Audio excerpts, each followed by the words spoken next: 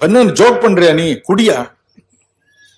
இல்ல, நான் குடிக்கிறது இல்ல மகாலிங்கம் என்று சொல்லி என்னுடைய அனுபவத்தை அவனுக்கு சொன்னேன். நான் இப்பொழுது இயேசுவின் பிள்ளை, எனக்கு இவைகள் அவசியமில்லை என்று சொன்னேன். ஒரே ஆச்சரியம். ஒரு முறை நான் ஜெர்மனி தேசத்திற்கு போயிருந்தேன். அங்கே போதகர்கள் எனக்கு ஒரு விருந்து கொடுத்தார்கள். நல்ல விருந்து. நம்மால் சாப்பிட முடியாத பொருள்கள் அத்தனையும் அவர்கள் இன்பமாய் சாப்பிட்டார். நடுவில் குடிப்பதற்கு தண்ணிக்கு பதிலாக வேறு என்னத்தையும் வைத்துக் கொண்டே இருந்தார். நான் ஆரஞ்சு ஜூஸ் போல இருக்கு இல்லையா, ஆரஞ்சு ஜூஸ் சிவப்பால இருக்கு, இது வேற கலரா இருக்கேன், மஞ்சள் கலரா இருந்தது. எனக்கும் வச்சான். வாசனை ஒரு மாதிரி இருந்தது.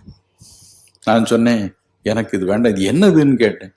ஓ, நீங்க குடிக்கிறது இல்லையா, இது பீர் தான், எங்க கல்ச்சர் படி நாங்க குடிப்போமே, நல்லா இருக்குமே, குடிங்க அப்படின்னு. இல்ல, நான் எங்க கல்ச்சர் படி குடிக்கிறது இல்லை, வேண்டாம் அப்படின்னு சொன்னேன். என் அன்புக்குரியவர்களே, ஒரு காரியத்தை நான் சொல்லட்டும். இந்தியர்களாகிய குறிப்பாக தமிழ்நாட்டில் உள்ள நமது மக்களுடைய பக்தி தான் உலகிலேயே சிறந்த பக்தி, பரிசுத்தமான வாழ்க்கை. ஹல்லேலூயா.